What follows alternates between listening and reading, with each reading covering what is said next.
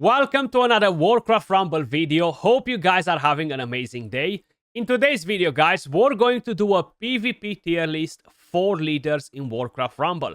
First, I just want to say a big thank you to Blizzard for sponsoring today's video. And if you guys want to download the game and try out Warcraft Rumble, you can click on the link in the description down below or in the pinned comment and come and join us.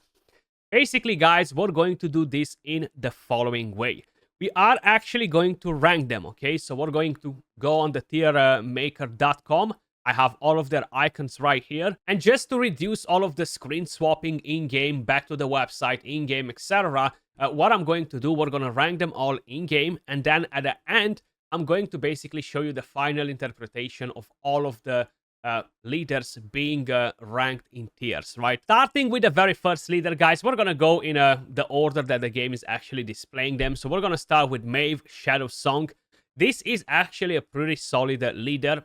It does require you to have a very good understanding of how the game works, to really know the mechanics, to really know what your troops can do.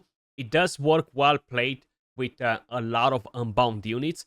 Now, this character, in my opinion, used to be S tier before the Cenarion family was introduced. And that's mainly because you have the Ancient of War tank, which absolutely destroys all of the unbound units, right? So it really counters them. So I feel like he lost a bit of value since that, right? He's still a pretty good tank. He's fairly squishy, I would say. But I feel like since the addition of the Cenarion family, he definitely lost a bit of value. So he's not as effective. It's true, it does depend if the opponent is ready to counter him with the Ancient of War. If not, I feel like a lot of people will use Ancient of War because it's such an amazing tank, right? So it's definitely something to keep in mind. Now, in terms of talents, there are quite a few of them that work really, really well. I have at the moment Enveloping Shadows. To be honest, I would like to get the Shadow Step if I'm ever going to get it in the store. So I'm going to rank this leader as an A tier, guys. I don't think he's an S tier for PvP anymore. Then we have Tyrion. Tyrion, again, is a very amazing tank, and he's a very underestimated leader for PvP. Now, it really depends what weekly modifiers you have and stuff. If you're going to have the modifier that will basically increase the level of your leader when you're playing it, is actually going to be insane for Tyrion. And one of the best talents for Tyrion is actually Divine Shield, in my opinion, because that's gonna basically give him a shield, absorb some of the damage, right? And just being able to heal your entire squad when they are in close proximity with him is actually crazy. So you can actually make an invincible team in PvP with Tyrion. But for whatever reason, a lot of people are really sleeping on this leader. As I mentioned, very good tank. You're getting healing. Yes, he's not doing the most insane damage or anything like that. But if you are playing this leader right, you're definitely going to get a lot of value. And in my opinion, Tyrion is A+ for PvP. Very, very good tank. The next one is, again, very interesting for PvP. So we have Jana right here, guys, a range unit. And it will increase the level of your spells by 3 while Jana is in play. So if you are using 1 or 2 spells in the squad, you're actually going to gain tons and tons of value from this leader. Now, it's true, you can really make crazy things with spells in PvP at the moment. Yes, you can use 1 spell, maybe you can use 2 spells, but it's not like you can play a full deck of spells and do crazy things. But either way, even leveling up a Blizzard spell or a Polymorph spell by 3 levels, you know, is definitely going to be very, very nice. And in terms of talents, you have Blink, which is definitely not a bad one. Then you have Clear Casting. Spells will cost 1 less gold. That's actually the main one that you want to use with her, especially when you are running spells. In my opinion, she's going to be an A tier for PvP. Then we have, of course, one of the more interesting ones that are not as powerful in PvP. We have a Cairn Bloodhoof. I like that he can stun enemies. He's actually a very, very helpful thing, right? You have good AoE damage. Your Horde troops will have increased HP if you are planning to use a lot of them in. With the talent, as I mentioned, I do like to use the Aftershock. Now, of course, the other 2 are actually really good on this leader. All of these talents are not bad at all. You have Resurrect, you have Plains Running, move faster, you know, which can definitely be pretty beneficial. But I feel like the aftershock 4 or 5 seconds can actually give you a massive, massive advantage. So this unit, in my opinion, for PvP, guys, is going to be ranked somewhere in the C tier. I really don't think it deserves a better ranking for PvP, right? It is a pretty costly unit at 5 gold, and yeah, that's kind of like where I would place him. Then we have Growash, 4 gold cost. This one will give bloodlust to your allies, basically. So it's not a bad leader whatsoever. But I feel like the strategies you can actually create with him, they're kind of like very limited, right? I like using him with the goblin sabers, right, as a strat. With cheat that, getting the bloodlust on them is actually pretty nice.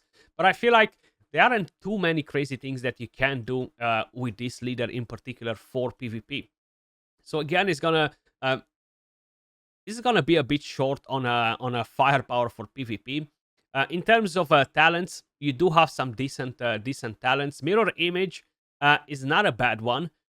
Savage Strikes, pretty interesting. But I feel like Blade Storm, gaining the AoE blade spin ability that damages all nearby enemies, might be the winning talent for this leader.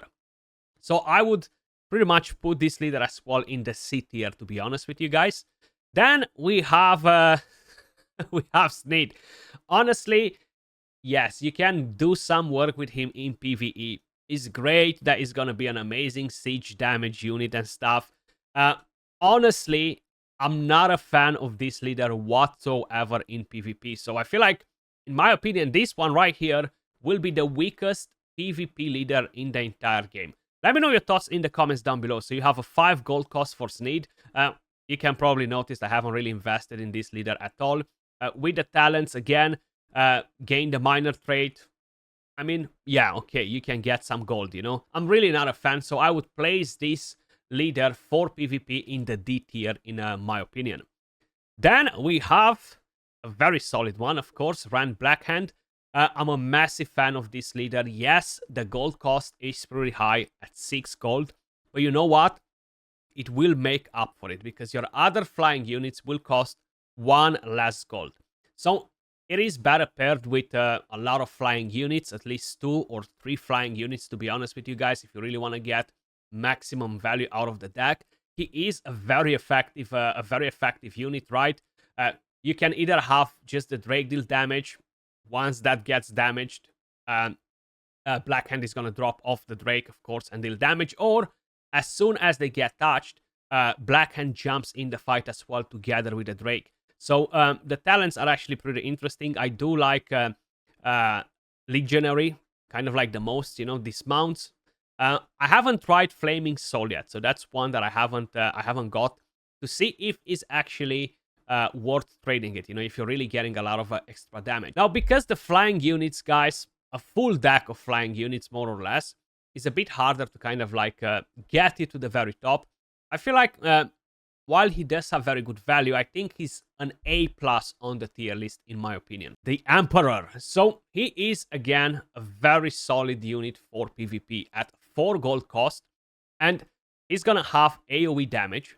While in play, allies apply burn when dealing non-elemental damage.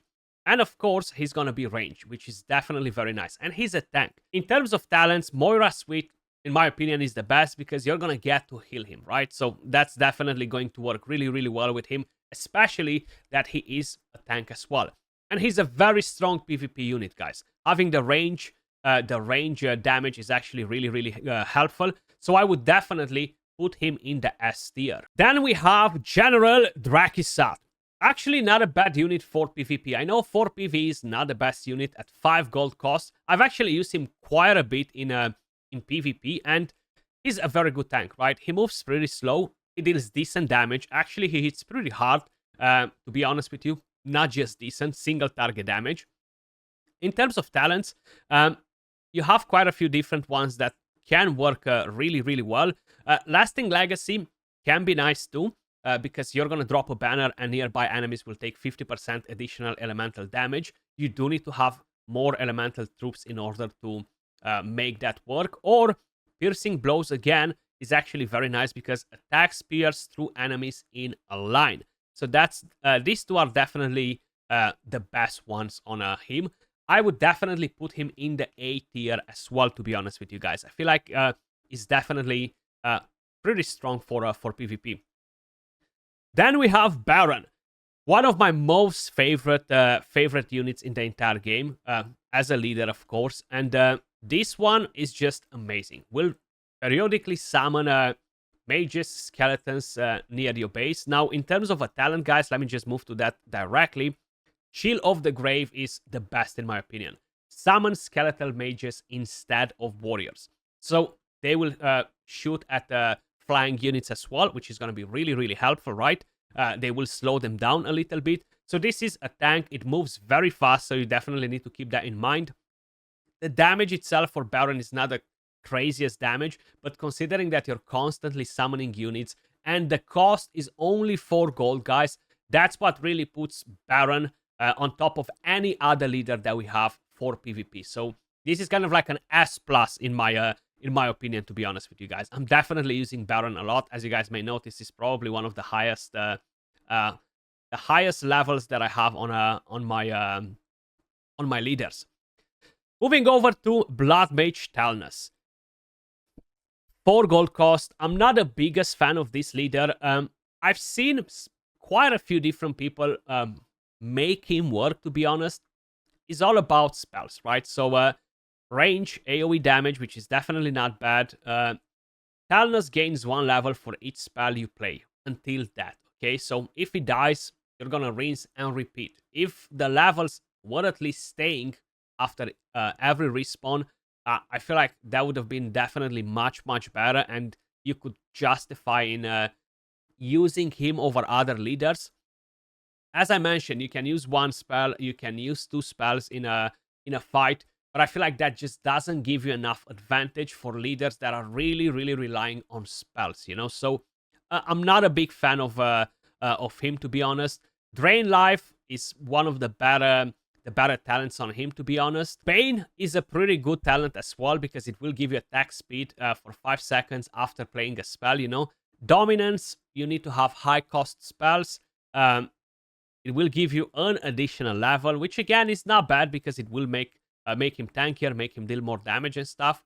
I would place this leader in the B tier for PvP in my opinion, guys.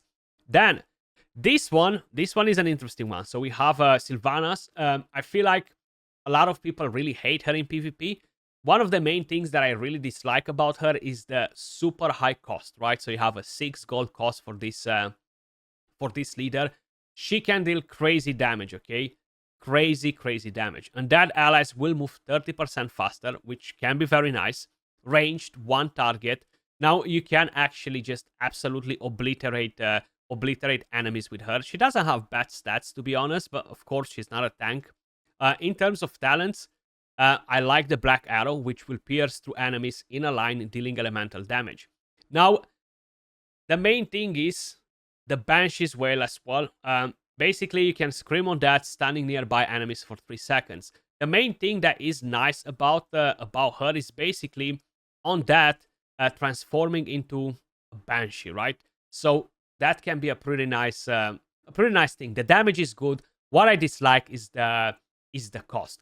But still, even with all that in mind, I would put her in a B tier. I feel like she definitely belongs in there. Pretty good damage, and you can make some very niche teams.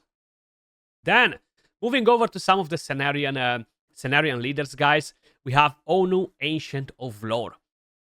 I'll be honest with you guys, I've been a pretty big fan of this leader when they got released. Since then, I've got to really play them quite a bit to really understand them much better, right? So the main thing is that you can deploy your troops in a circle near him, okay? So all of your deck becomes unbound when you have him on the map, right? That's a pretty awesome thing, and I feel like that makes him definitely pretty interesting overall. But the main issue with them in general, with the entire Cenarian family leaders, they're very slow. They're not really doing anything too insane to really make it work, you know, to make it count, to be like, okay, I'm gonna use this leader, 6 gold cost, I'm gonna sacrifice my gold for it, you know. So that's why, in my opinion, he's going to be in the C tier. Okay, C plus. He's a bit better than the other ones, maybe, or they're kind of like similar. Now, in terms of talents, you do have quite a few different ones. Minis deploy within safe arbor deal double damage on their first attack is definitely a pretty nice one. You can actually have them gain armor for 8 seconds when you deploy them with the bark skin. I don't think is the best thing. Or petrify. I'm not such a big fan of the other two talents. I feel like from the trees is the better option for him. So as I mentioned, I would put him in a C tier. Then we have, of course, Scenarios at 5 gold cost. I like that he puts out the roots, basically stops the enemies from moving for a little bit, deals damage. It's definitely not a bad thing. Plus, your Cenarian allies gain 20% extra empty health. So that's one thing to keep in mind. Ranged, one target. You do have the Tranquility, which is kind of like what keeps the enemies at bay. Now, in terms of talents, you can either trigger a bit of healing in your Tranquility and heal your allies. Either summon a Trant when a rooted enemy dies. Or you have, of course, on deploy, root all enemies for 5 seconds. Now, that is actually not a bad talent, to be honest with you guys.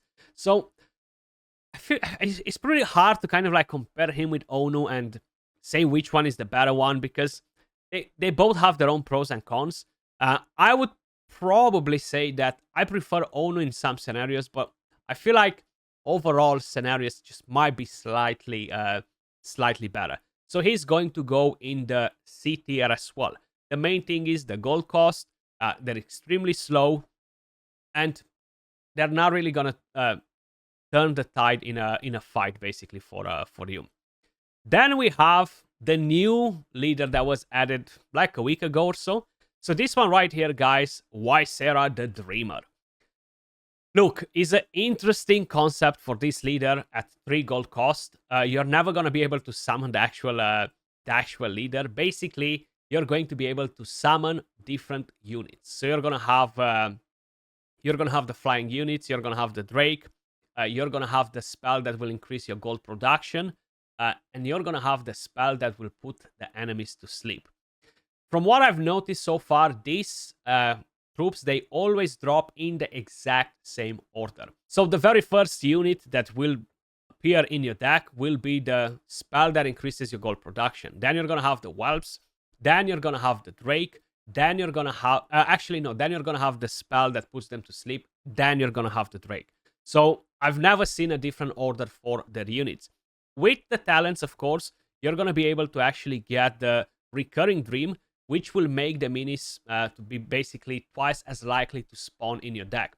I haven't got it on the grid yet to pick it up, but I definitely want to pick that one up to try it out a bit better. Yes, I like the spells. I feel like the units are not that insane. The Whelps can only be spawned next to your towers. They will deal poison damage, the Whelps and the Dragon, the Drake, right? Which is definitely not a bad thing. But I really feel like it's too conditional, right? Because of the order. At the moment, without actually having the other talent on to see how much better it's going to play out when you can actually have their units spawn a bit more consistent. I think at the moment I'm going to keep it in the C tier as well. So for the moment, it's not looking that great for the Cenarian leaders. Then we have one of my most favorite leaders as well, which is Hoger. Absolutely insane. Every time you're going to play this leader, his health and speed is going to increase. You're going to have him move like a freaking rocket on the board, a 4 gold cost. You're going to have AoE damage, which is very, very nice, a pretty good tank, and it just gets better and better. In terms of talents, guys, I feel like I'm a massive fan of the Ham Hook. Hoger also gains 10% max health each time he's being played. So you're going to get even more stats from the talent, making him even tankier. Now, getting poison is not bad either, you know, Bloodlust nearby beasts. I feel like is the weakest talent out of all of them. So I'm gonna put this leader at an A, minus A, B plus, okay? I feel like he's definitely very, very nice. Maybe I'm just biased a bit because I'm a big fan and I've used Hoger for a very, very long time, you know, and maybe that actually influences a bit my decision. Then we have a very squishy leader, Old Merc High. Basically, the best talent for him is the Marathon of the Murlocs. Let me just start with that. A 4 gold cost. Whenever you're going to deploy him, after 4 or 5 seconds, you're going to spawn basically Murlocs, right? Which is nice. The Murlocs are very, very squishy. In PvP, I really find it pretty hard to make the most out of them, right? Like, yes, you can spawn tons and tons of Murlocs. I feel like, yeah, it's an amazing thing. But they can easily be killed, even if you have the bubble on them, you know? Yes, they are absolutely amazing versus flying units.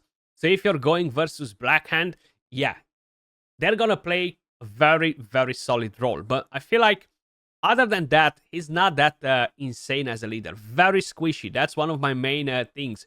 Range, AoE damage, which can be nice to basically take down waves of flying enemies and stuff like that.